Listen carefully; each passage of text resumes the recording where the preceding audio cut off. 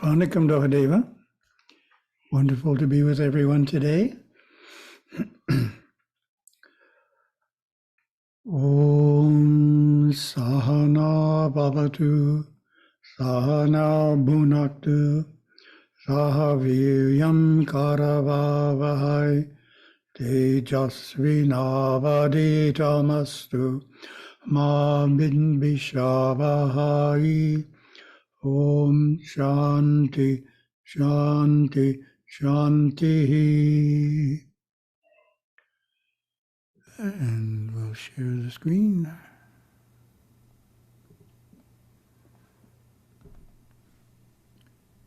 Share, there we go, August 7th in Singapore.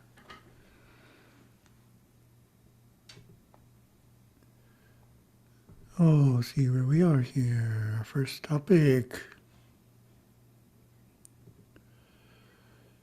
Oh, we're continuing with awareness and consciousness, starting with a brief summary of the major points we made and then adding some new material. Awareness and consciousness could go on for weeks and weeks. It's such a rich topic. Oh, our first key concept is that awareness is the witness. That's our simple way of defining it. That which looks at things, that which observes. Awareness is the witness, sakshin, which is a Sanskrit term, and we have the Tamil term today, satchi, putting it in Tamil without the Granta character there. Second key concept is that consciousness is what is being witnessed. And consciousness has so many meanings that it's clarifying to say states of consciousness. So the states of consciousness are what is being witnessed by awareness. And our typical example, I am witnessing sadness as a state of consciousness. I is awareness, and sadness is the state of consciousness. Witnessing inner light, I is awareness, and inner light is the state of consciousness. Then we had a concept that we presented for the first time last time. Third concept, awareness tends to identify with consciousness. States of consciousness. I am happy. I am sad. So it's not separate. There's not two things there, awareness and the state of consciousness. Awareness thinks it is the state of consciousness. And the fourth key concept is that through the practice of yoga, we cause a disunion, a separation between awareness and the state of consciousness. And we learned 3 ways in which they are separated.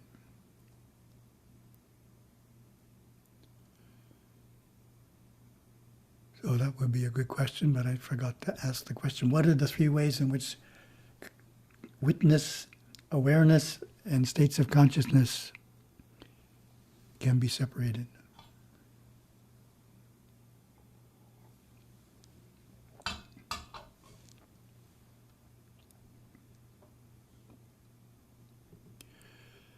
The first way is in which they are separated is when mental activities are restrained. This is generally for a very short period of time, such as a few seconds. For example, when we're pausing and thinking about something. We were thinking about it, and we will be thinking about it again in 15 more seconds, but right now we paused. Take a deep breath or something. Look out the window. All we're aware of is awareness. Second way in which disunion takes place is in deep meditation, which is the idea of a sustained experience of pure awareness, ideally for at least a few minutes. So that's why we go through the processes of pranayama and pratyahara to allow us to have more time between our thoughts. That space where we are just the awareness is longer. The third way in which Patanjali's Yoga Sutras describes separation at the time of moksha. This is a permanent separation that cannot be undone. So that's the idea of kaivalya. Final goal of Patanjali's Yoga Sutras is kaivalya, the establishment of the power of awareness in its natural form. That's what the verse says, swarupa. Next, we have a new idea. Moving awareness. You can practice controlling the state of consciousness that you as awareness are currently experiencing.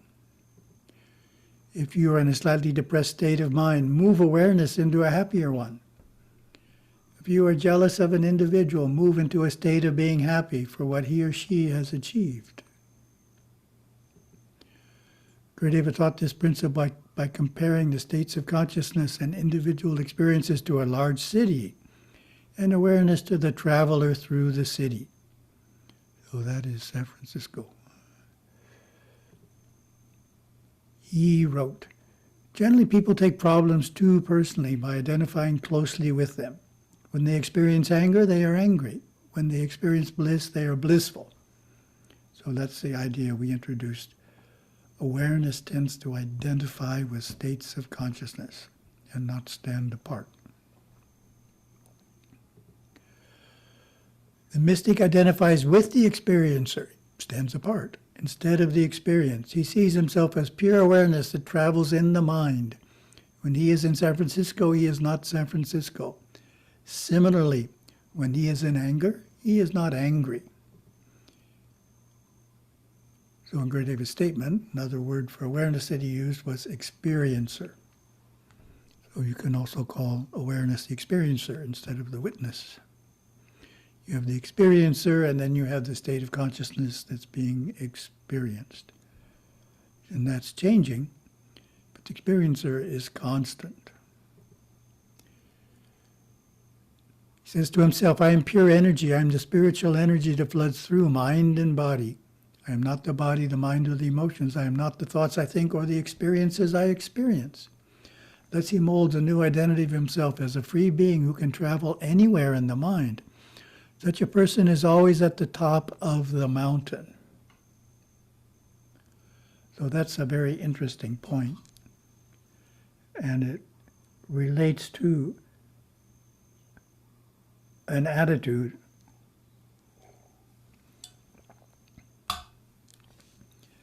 that we can actually claim the states of experience that we want to experience. In other words, lots of people rely on how they're being treated by other people to determine what state of consciousness they're experiencing.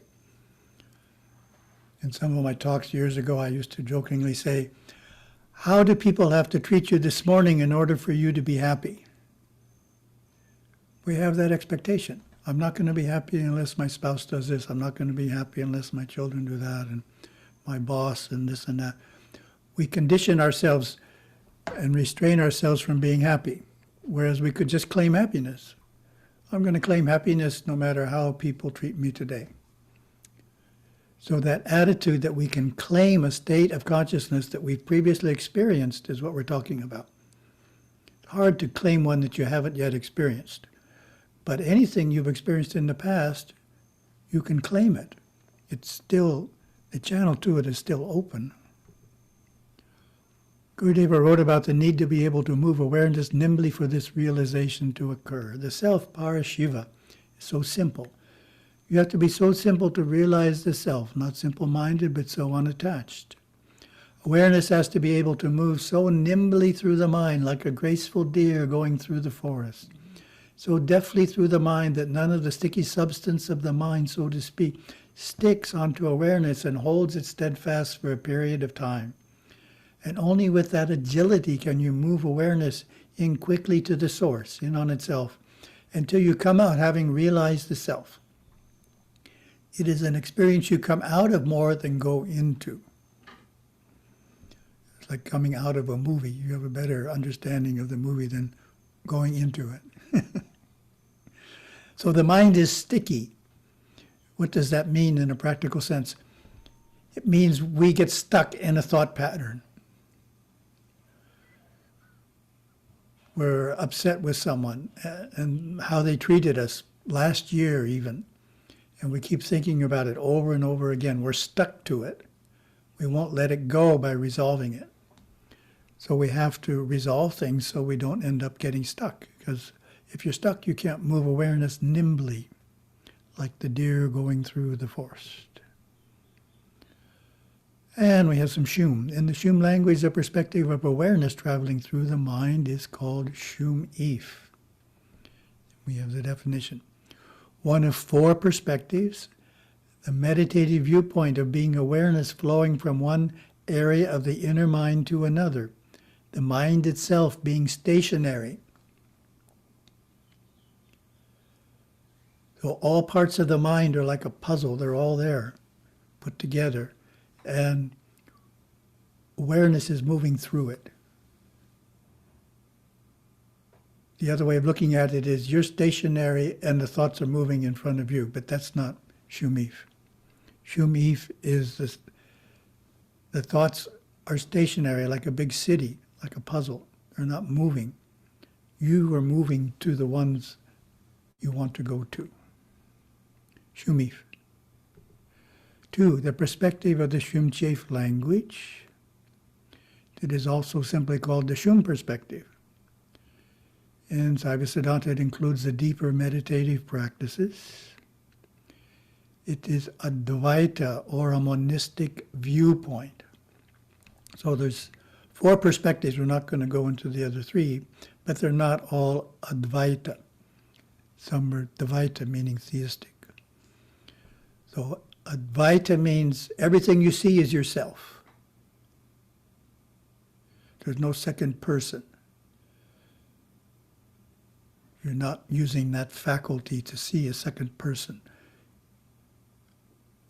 Gurudeva explains it nicely. He says, you are experiencing what the deities experience, what the Deva is experiencing. You're not experiencing the Deva, you're experiencing the state of consciousness that the Deva is experiencing. Advaita. So we have 2 words for awareness that relate to our discussion in the Shum lexicon. Ni-if. Individual awareness or perception, which differs from vast consciousness. 2, the observation of individual awareness. Individual awareness distinguished from impersonal consciousness, meaning it's separate. The perception of being aware. So that's ni-if, or awareness. The basic form of awareness in the Shum language is ni-if. Then, when that awareness is moving, ni-if becomes ni-imph. Awareness flowing through the mind, being singularly aware of one area and then another. Ni-imph constantly changes its name to the name of the area it becomes conscious in while traveling, and is only called ni-imph when it is the thread of consciousness, traveling or in between one of the names of awareness and another. For instance, ni-imph, when traveling through Balikana, a type of inner light, is then called Balikana. And when traveling through the experience of Simshumbisi, it is named that. And an interesting one for those of you who are Shum students in depth, ni-imph can travel from the 7th to the 4th dimension. It can go way in and then come out and hover. Its home is the 5th and 4th dimensions, but it usually resides in the 4th, looking at the 3rd. in contrast to EEF, which is the observation of awareness flowing only through the higher areas of mind. So that's a bit advanced. If you understand that, great.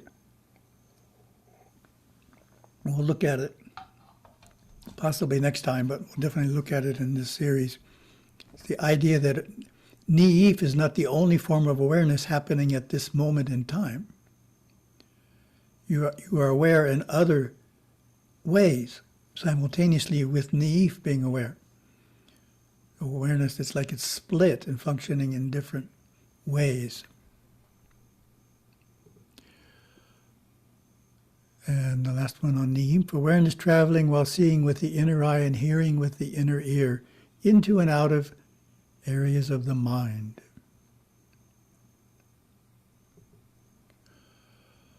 Question, most of the Hindu deities are depicted with many arms holding various kinds of weapons.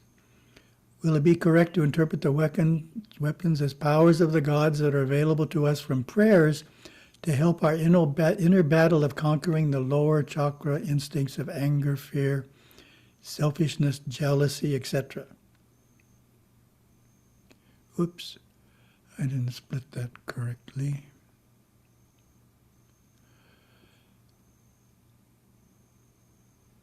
There we go, I'll fix that for tomorrow. So my answer starts in an indirect manner, talking about Skanda Shashti. These are existing slides, so a little bit of the material doesn't fully relate. Third annual festival is Skanda Shashti, meaning third annual festival for Murugan.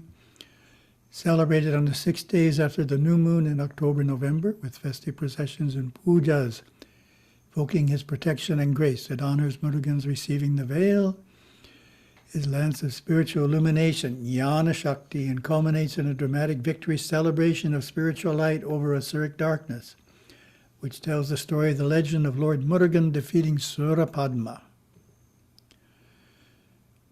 The Asura Surapadma had taken the Devas captive. Lord Shiva asked Lord Murugan to destroy the Asuras and free the Devas from their cruel bondage. Lord Murugan reached Tiruchendur with his huge army and encamped. He sent his lieutenant Veerabahu to the Asuras as an emissary and asked Surapadma to release the Devas. Surapadma turned down the request. War was started. The intense battle continued for a few days. During the first 5 days of the war, the brothers of Surapadma and all the other Asuras perished. On the 6th day in the battle between Lord Murugan and Surapadma, Surapadma became a gigantic mango tree which threatened to smother the world. Murugan cleft this tree with his veil, and Surapadma then took shape as a peacock and a rooster, both of which charged at Murugan. However, the deity tamed both with a single loving glance. To commemorate the feat of the Asuras, Murugan ordered that the peacock and rooster should respectively become his mount and emblem of his standard. Thus, Surapadma's gift of immortality by Shiva was recognized, and he became in the form of 2 birds the transformed and submissive symbols of Murugan's dominance. A special aspect of Skanda Shashti is that some of the Murugan Bhaktars take a fasting vow for this festival as a way to intensify their worship. Typical vrata is to fast during the day, attend the temple festival ceremonies in the evening, and only afterwards have a meal. It is a natural time to beseech Lord Murugan to take away your pride and replace it with submission and humility, as he did for Surapadma. Some Murugan Bhaktars also observe a vrata on the monthly 6th Titi.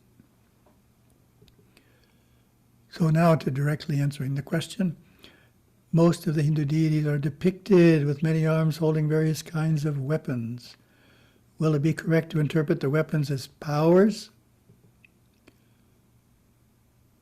of the gods that are available to us from prayers to help our inner battle of conquering the lower chakra instincts of anger, fear, selfishness, jealousy, etc.? Oh, yes, I'd say. That's my perspective. The battle is actually inside the person, the higher nature gaining better control over the lower nature. However, that is too subtle to talk about in an effective manner. You try and give a talk on it, put your audience to sleep, right? So it's easier to tell a story and present a play about a battle between Devas and Asuras and Lord Murugan using a weapon to conquer the Asuras and subdue Surapadma. So basically, Murugan's worship, we're becoming humble, we're realizing that we're able to do things because of his grace, etc. That's the whole idea that's symbolized in the Skanda Shashti battle.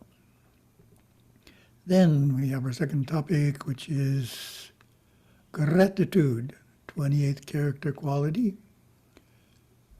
Plenty of time of our character building workbook.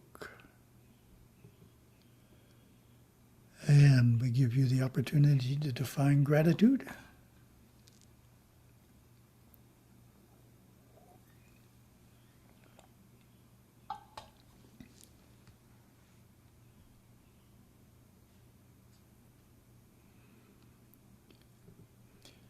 The workbook gives this definition. Gratitude means being thankful for all I have.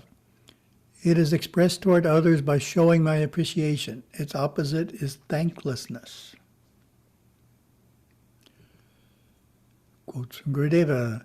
Gratitude and appreciation are the key virtues for a better life. They are the spell that is cast to dissolve hatred, hurt, and sadness. The medicine which heals subjective states of mind, restoring self-respect, confidence, and security.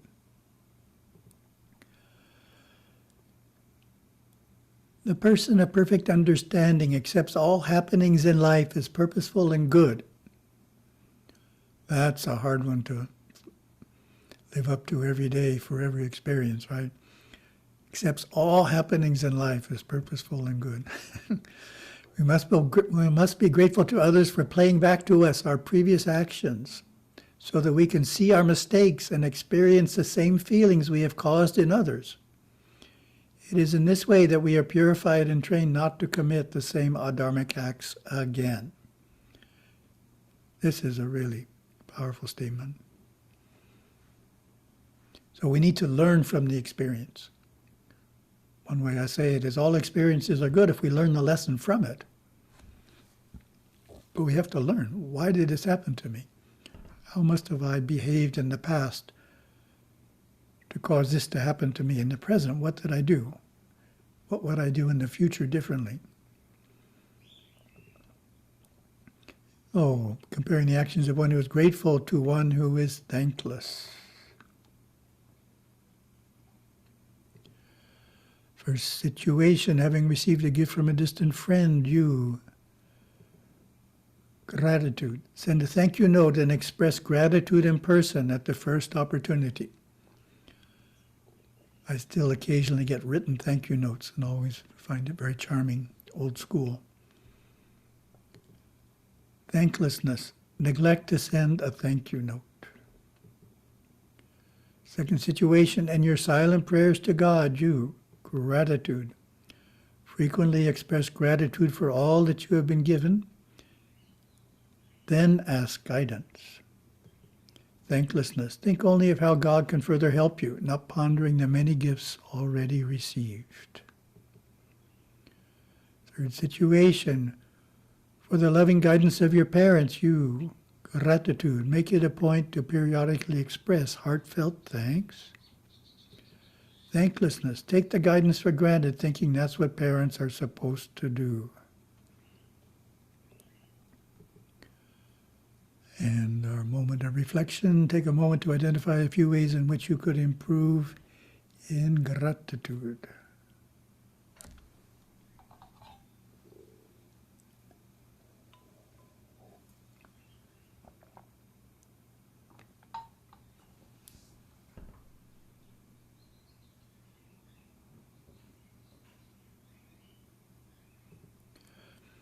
Assignment during these 2 weeks, enhance your level of gratitude by watching for expected or unexpected gifts or help and expressing heartfelt thanks.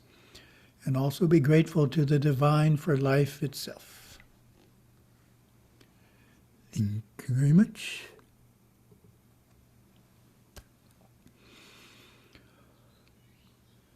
Oh.